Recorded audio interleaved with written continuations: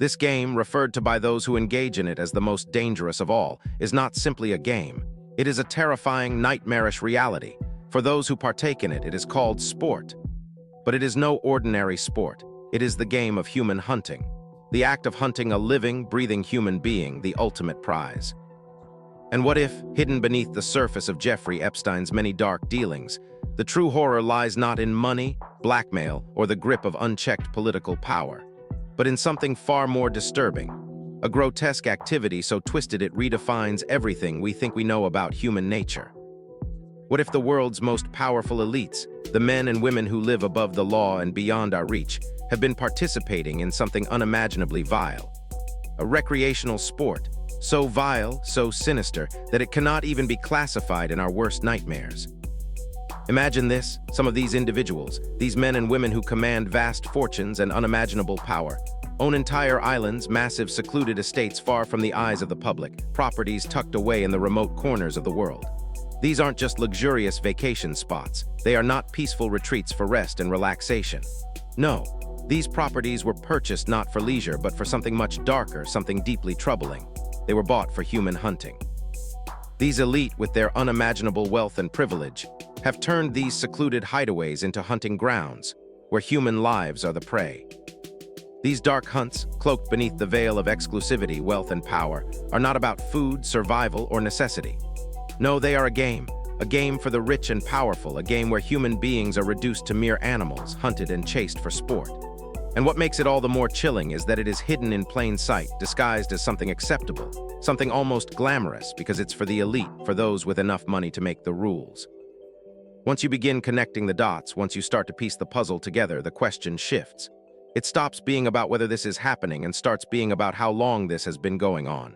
How many years have these hunts been occurring? How many innocent lives have been taken in the name of sport, in the name of the thrill of the chase? And when the signal is given, when the moment arrives and the hunt begins, it's not just a game. It's a ruthless pursuit of human lives. The children are released into the woods, and when the call is made, the elite emerge from their hiding places, prepared to stalk their prey. They do not hunt for food. They do not hunt for survival. No, for them it is the fear, the terror that drives them, the thrill of knowing they control life and death. The excitement is not just in the kill, it's in the chase. The game is the terror. The chase itself becomes part of the hunt. In this video, we're going to explore the chilling emails, the long-circulating rumors, and the theories that point to something darker than we ever could have imagined. A hidden world where human hunting is not treated as a crime, but as an exclusive, high-stakes sport enjoyed only by the ultra-wealthy. These powerful individuals, masked behind a veil of influence and status, are not content with just controlling the world. They take it one step further. They use their vast resources not to help others, but to prey upon the vulnerable, to indulge their darkest fantasies. And they do it all under the guise of sport, of entertainment, as if human lives mean nothing to them. While there is no confirmed evidence, at least not yet, that Epstein or anyone in his circle has directly participated in human hunting, the evidence we do have raises disturbing, chilling questions. The emails, the strange language, the cryptic behavior, the coded messages, they all point to something much deeper, something far darker than we've been led to believe. There are too many rumors. Too many whispers from those who have been on the inside, and they can't all be dismissed as mere fantasies or conspiracies. These stories cannot be ignored, and as unsettling as it is, we must ask, what does it all mean? What is happening behind closed doors, behind the veil of secrecy that surrounds these powerful figures? As we delve deeper into the contents of these emails, it becomes clear that they are more than just innocent exchanges. Some of them are filled with dark insinuations, veiled threats, and coded language that hint at something much more terrifying. These aren't just casual conversations between powerful people. They are a glimpse into a hidden world, a world where lives are treated as mere commodities, where human beings are nothing more than objects to be used and discarded. The emails at first glance may seem innocuous. Some could be dismissed as simple plans for hunting animals. But the more you dig into them, the more you see that the language being used, Asul, cryptic, sometimes playful, hides something far more sinister. There are mentions of hunting over and over again. But these aren't casual references to a weekend trip or a safari. These are references to something much darker, something far more horrific. One email, though redacted, is particularly striking. It says, "Going to mean Lana's party now to hunt. Smiling face with smiling eyes, the casualness of the language, the smiley face at the end makes the word hunt even more chilling. This is a game to them, but it's not the kind of game we would ever imagine. It's a twisted, grotesque game, and the word hunt is no longer something we can take lightly. Another email from Todd Meister to Jeffrey Epstein reads, "Back Thursday late, I can go out Friday or Saturday." Epstein responds, "When are you back in New York? You should go out at night hunting with redacted." Again, the word hunting appears. Again, it's a casual reference as though it's no big deal. But what is being hunted? Who is being hunted? There's another email titled "My Hunting Dream Come True" from Marvin Carson. After looking into the YouTube link he provided, what I found was disturbing. At first, it appears to be a harmless video of a man hunting a deer. But as you look closer, as you begin to understand the context and the individuals involved, you realize that this is no ordinary hunting trip. This is something far more twisted, something that involves far more innocent victims. And then there's the strange, coded language that Epstein and his associates use. In an email to a man named Boris, Epstein writes, "True, although Boom Boom doesn't get that busy as it was that night. Sometimes there's a thrill in the process itself." What does this mean? What are they really referring to when they talk about Boom Boom? The coded language raises more questions than answers, and the more you think about it, the darker the implications become. Then there's the chilling testimony from someone who claims to have been one of Epstein's mind control slaves, released into the woods and hunted by some of the world's most powerful men. Names like George Bush, Dick Cheney, and Bill Clinton are mentioned. It's a claim so outrageous, so impossible to believe, that it's hard to even fathom. But the presence of these names in such a context only adds to the sense of dread. Another email exchange between Epstein and Ariane Rothschild, a member of the infamous Rothschild family, further adds to the growing horror. She writes, "Amazing old man, amazing hunt. My bankers should be careful." Epstein responds, "Great photo." She replies, "Thanks, thrilling hunt." The language is casual, but the meaning is unmistakable. These are not just ordinary people. These are the elite, the untouchable, who have turned the hunting of human beings into their twisted form of entertainment. The hunt itself, as described in some of these emails, is beyond anything we could ever imagine. Children held captive in cages, hidden underground until the moment arrives when they are released into the woods to be hunted. The elite, positioned at various points around the woods, ready to hunt them down as soon as they're released. It's not just about the thrill of the chase, it's about the fear, the terror, the helplessness of the prey. And when they're caught, it's not just a game, it's a cold, brutal slaughter. In one particularly chilling email, Epstein writes to Mortimer Zuckerman, "How is the girl hunting?" And then there's another email exchange where the phrase "treasure hunt for girls on the island" appears again. What does it mean? Who are they referring to, and why is it so casually discussed? One person tweeted, "After Epstein, you're free to wonder. Could our traditional fairy tales of wolves, witches, and vampires actually be survivor accounts, twisted and mocked, so future testimonies sound like fairy tales?" This thought is haunting, isn't it? The idea that what we've dismissed as fantasy could actually be based in truth, twisted and spun into the stories we now call myths. And the worst part of all, the redactions. The names remain hidden, concealed from the public eye. The identities of these powerful figures are protected, leaving us with only pieces of the puzzle. We can see the words, we can understand the context, but we cannot see the full picture. And that's the tragedy. If the truth were truly known, if the names were revealed, maybe, just maybe, the public would demand justice. But until then, we are left to piece the puzzle together, to ask the questions, to fill in the gaps ourselves. Until the truth is fully exposed, until the names are unmasked, until the darkness is brought to light, the questions will continue. And they should. We deserve to know, and we must keep asking. Thank you for watching today's video. If you have any other ideas for videos you want me to explore, especially relating to the Epstein files, feel free to email me at matthewcullen@gmail.com. Thank you for your continued support in uncovering the truth. It's terrifying to expose these dark worlds, but if we don't do it, who will? Stay vigilant, and I'll see you soon, certainly. Let's dive deeper, adding further expansion, building intensity, and layering more vivid details to create a more immersive and cinematic experience. Let's step back for a moment and take a broader look at the darker undercurrents running beneath the surface. The idea of wealthy elites hunting humans didn't start with Jeffrey Epstein. In fact, this predatory behavior, this disturbing thirst for power, control, and the ultimate game of life and death, has been lurking in the shadows for far longer than his name became synonymous with wealth, corruption, and scandal. The seeds of such grotesque practices have been planted long before Epstein's story ever made headlines. And the whispers of these unspeakable acts have been circulating for decades, perhaps even centuries. For those willing to listen closely, those whispers become harder and harder to ignore. The truth about what the world's most powerful and influential individuals are willing to do, how far they are willing to go, has been hidden in plain sight. The more you dig, the more you uncover a chilling pattern that has existed long before Epstein's time.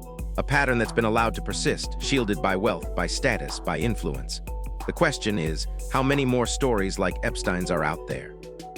How many untold horrors are being hidden by those with enough power to bury them?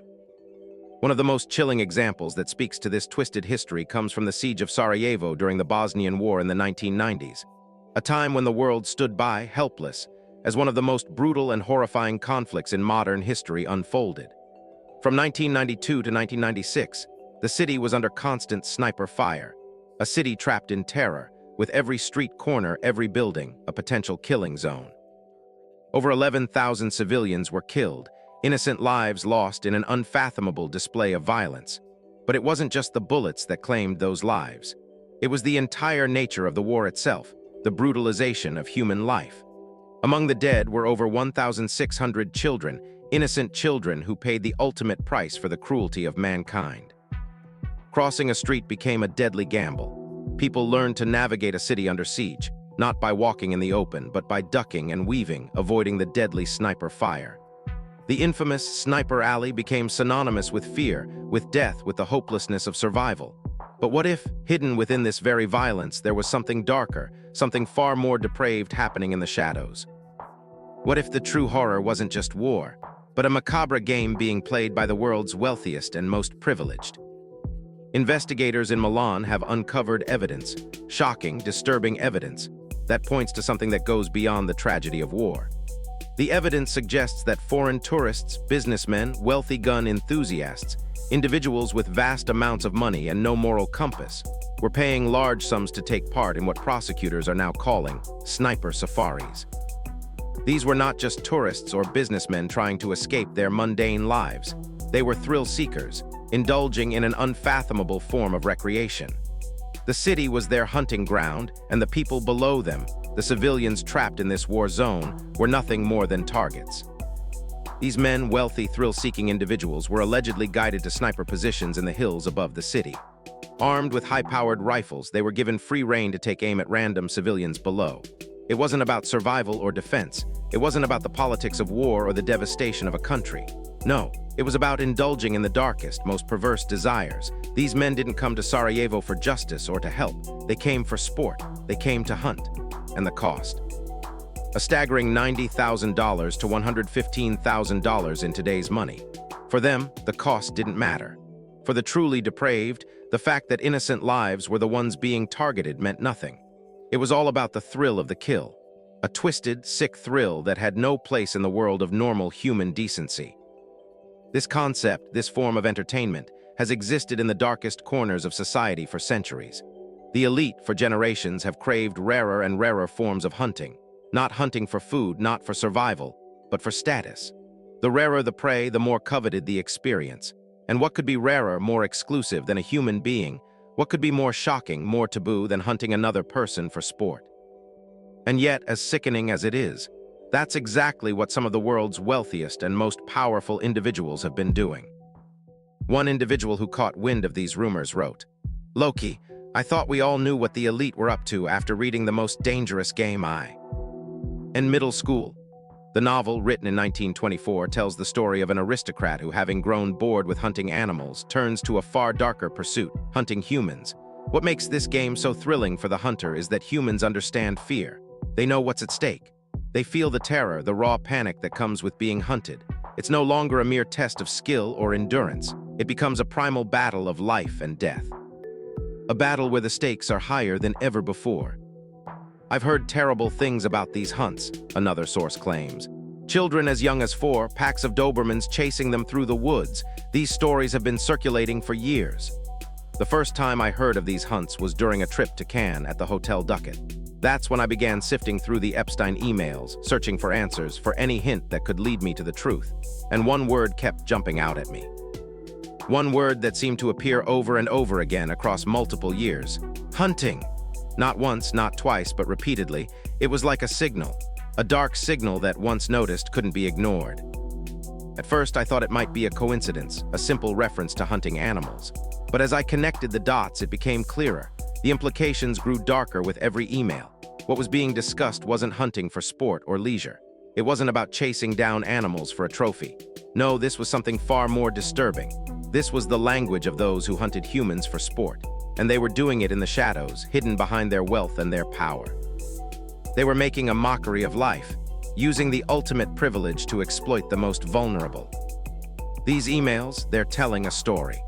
A story of a hidden world where the lives of the powerless are treated as nothing more than playthings, where human beings are reduced to prey, and where the thrill of the hunt is the ultimate form of entertainment for the elite. The more I read, the more I realized the horror of it all. The frequency of the word hunting, the casual tone, the coded language, it all pointed to something that could no longer be brushed off as coincidence. The connections were undeniable. And as I read these emails, I couldn't help but think about the children, the victims, the innocent lives who were being hunted, used as pawns in this grotesque game. How many more lives have been lost in this twisted sport?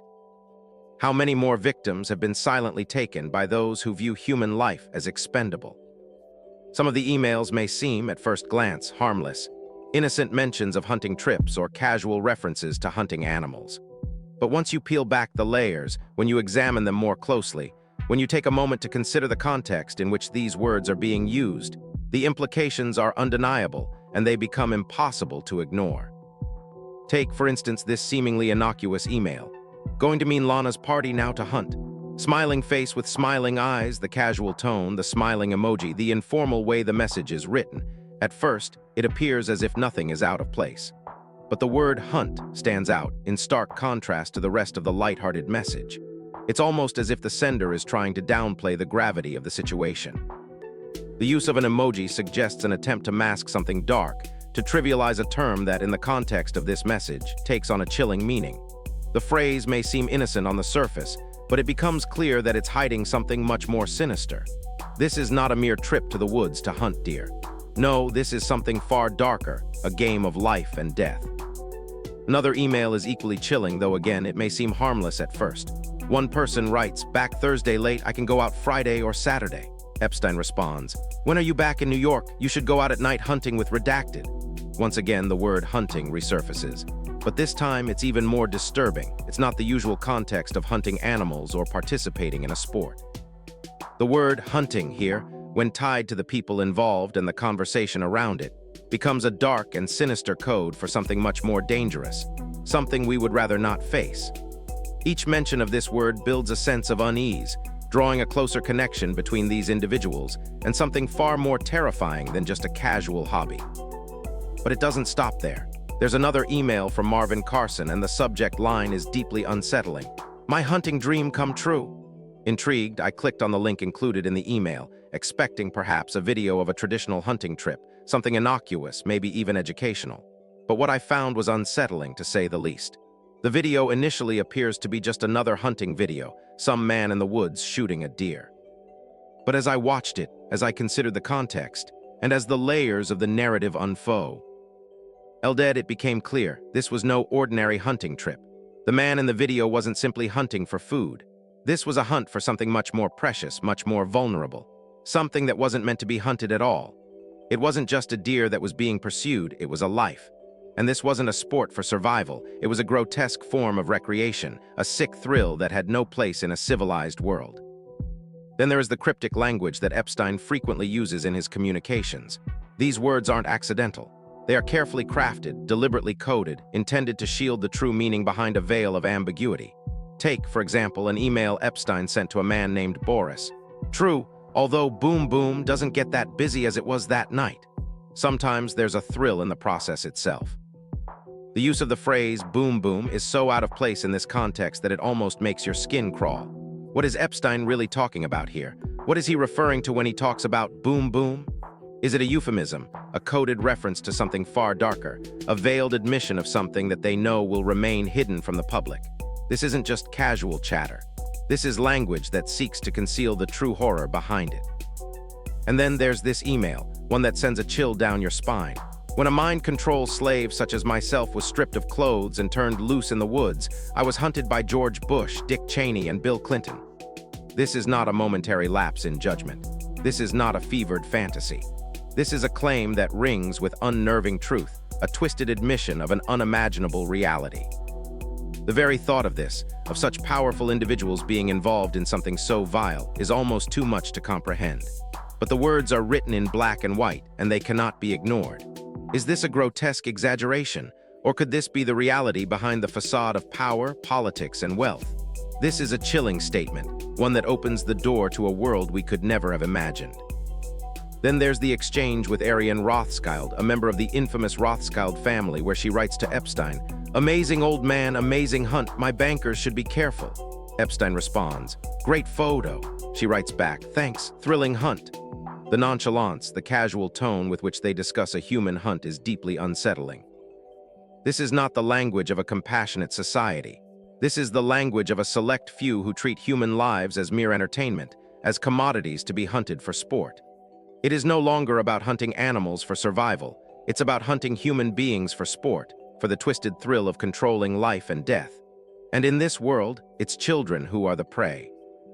These hunting parties are beyond anything we can imagine. They are not like the hunting trips we read about in books or see in documentaries. These are something far more twisted, far more grotesque. The children taken and held captive are not treated as human beings. They are treated as prey. Locked in cages, trapped in underground tunnels, they are kept until the moment when they are released into the woods, when the hunt begins. The elite circle the woods, silently waiting, stalking, preying. The terror that these children must feel is unimaginable. But it is the elite who hold all the power, and for them it's a game in which there are no rules, no consequences. And when the prey is caught, when the children are caught, there is no mercy, no pity, just the cold, heartless thrill of the hunt. In one final email, Epstein writes to Mortimer Zuckerman, "How is the girl hunting?" And in another email, the phrase "treasure hunt for girls on the island" resurfaces. The coded language is unmistakable. The intent is clear. But what does it mean? What are they really talking about? And why are these conversations happening so casually, as if this sickening game is just another part of their twisted world? One person tweeted, "After Epstein, you're free to wonder. Could our traditional fairy tales of wolves, witches, and vampires actually be survivor accounts, twisted and mocked, so future testimonies sound like fairy tales?" It's a chilling thought, one that forces us to confront an uncomfortable truth. What if the stories we've been told for centuries, the tales of horror and darkness, aren't just myths and legends? What if they are distorted versions of real events? What if the true horror of our past has been buried, twisted into these fairy tales to make it easier to dismiss, easier to forget? And perhaps the most tragic and enraging aspect of all of this is the redactions. The names remain hidden, the identities of these powerful, untouchable figures protected. The public is left in the dark, forced to piece together the puzzle with nothing more than fragments, snippets, and cryptic messages. We see the words, we understand the context, but the truth remains obscured, hidden behind a veil of secrecy that only serves to deepen our suspicions. Until the full truth is revealed, until the names are unmasked, until the darkness is brought to light, the questions will continue. We cannot allow them to fade. We cannot allow these stories to be buried. We deserve answers. The public deserves answers. And until that happens, we must continue to ask the questions, to demand the truth. Thank you for watching today's video. If you have any ideas for future videos, or if you want me to dive deeper into the Epstein files, your support means the world to me as we continue to uncover the truth. It's terrifying to expose these dark worlds, but if we don't speak out, who will? Until next time, stay vigilant, keep asking questions, keep pushing for the truth, and I'll see you soon.